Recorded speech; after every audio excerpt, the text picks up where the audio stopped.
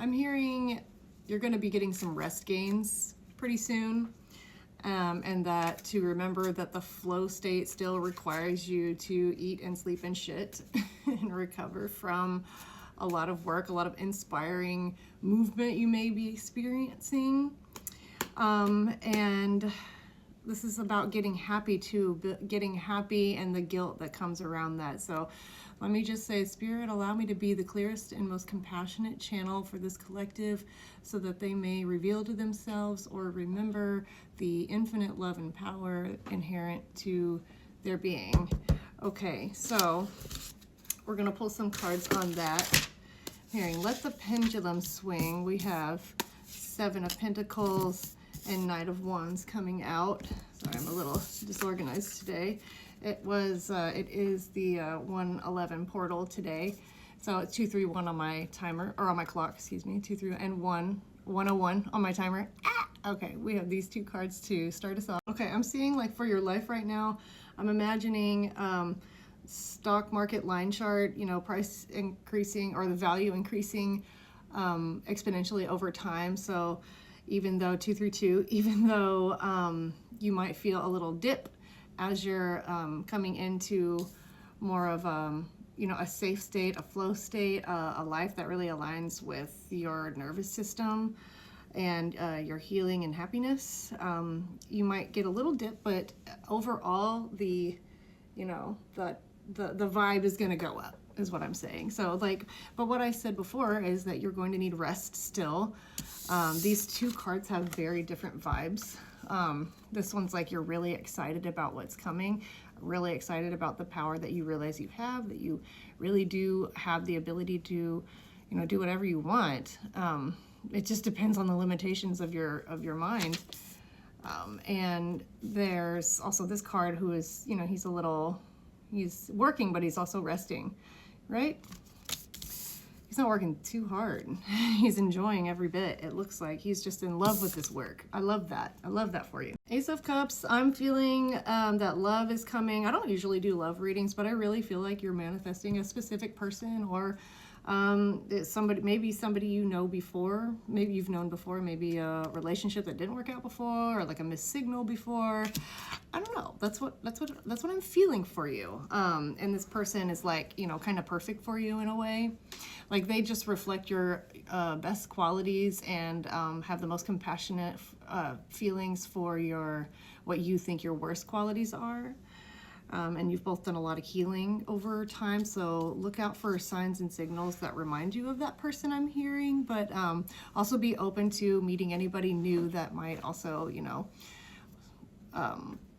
check all those boxes. 234 on my clock, check all those boxes, I guess. 311 on the timer, they may be better for you, right? You might be using the image of the person that you've known in the past as sort of an emotional, energetic placeholder. And that's okay. You can imagine those things happening with you and that person, and that will just put you into the state of being that will draw a new person in, if that makes sense.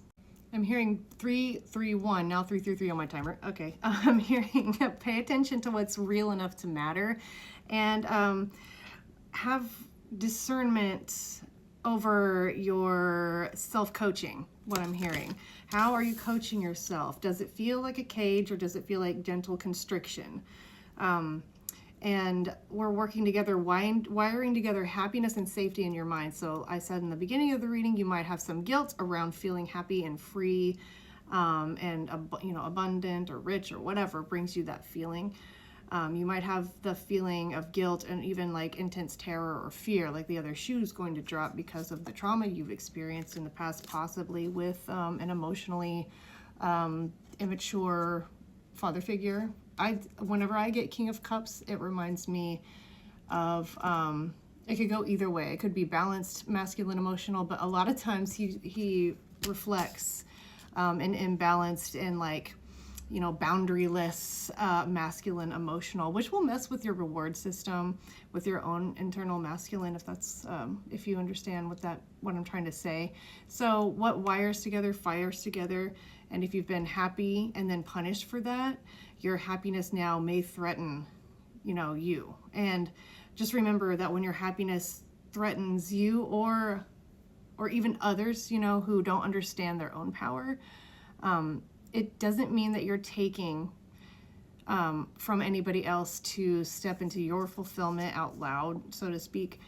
It doesn't mean that you're taking from somebody else, even though it might trigger somebody else. And it also doesn't mean that you're going to be punished in any way. So we're trying to detach those neurons and build a new bridge with the Wheel of Fortune coming in. The Wheel of Fortune is showing me that there's, you know, there's always change happening, and you're right in the middle of that. You are experiencing that from moment to moment right now. You can hear it's pretty intense. I'm hearing like autistic joy that's coming in, autistic joy, and how you've been, you know, punished and maybe self-punished now for your ecstaticness, you know, your childlike whimsy. This is this Five of Wands. This is childhood belief, make believe, letting yourself believe in your dreams. Oh, yeah, that was good. That was a good run. Okay, Hierophant coming in. Let me sit with the spread right now. I have 9 cards out, 6-11 on the timer. I'm hearing a few things. The first thing is have discernment on your goals or disciplines. How are you coaching yourself? This is the Hierophant. How are you coaching the parts of yourself? And is what you're doing, are your disciplines overwhelming you and causing self-flagellation to flare up? And does it come from, do the things that you're studying or working on or working toward, does it come from a place of, I'm not good enough until I do X, Y, or Z?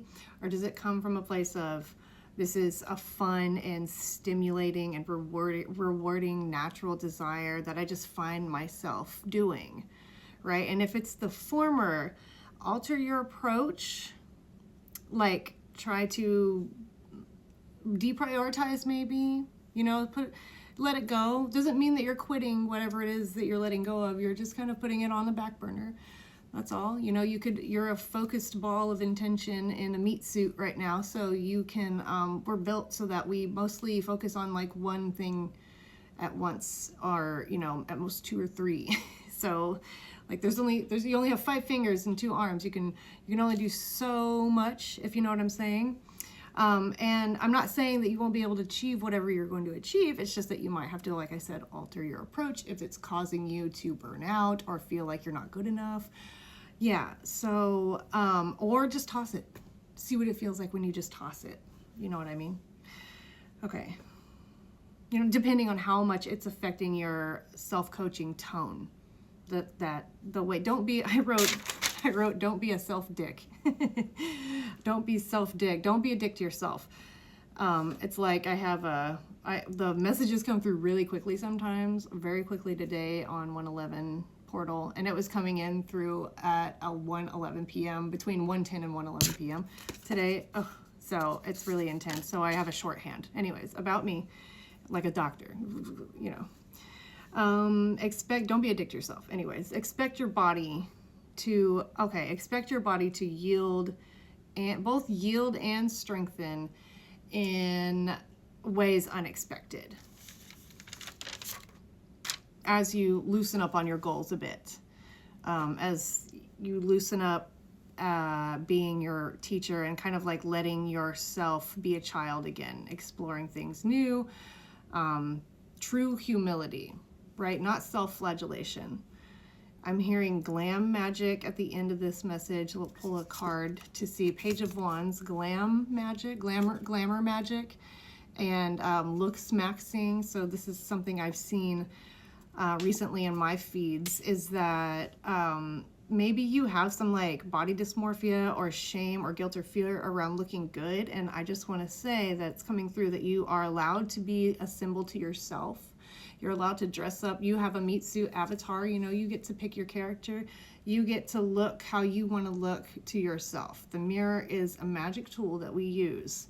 You can't help what other people are going to say about you, but make yourself feel good by knowing that you look good. Is ultimately, it comes from an internal state. Knowing that you look good and then applying some pressure there. I might go into a part 2. We'll see. But maybe not. No, I think this is it. Okay, that was a great reading. I love you. Bye.